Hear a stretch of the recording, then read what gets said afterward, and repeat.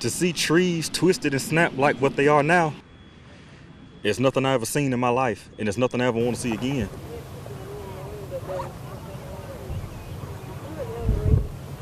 Heard blocks hitting cars above me, glass flying all around down in the pit where we were.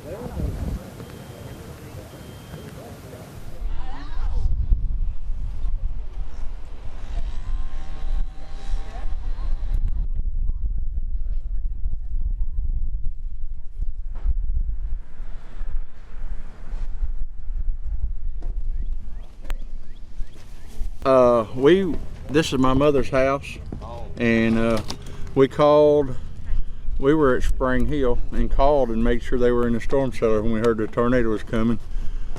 And when we made sure they was in the storm cellar, we tried to hurry over, and time we got here was already this devastation.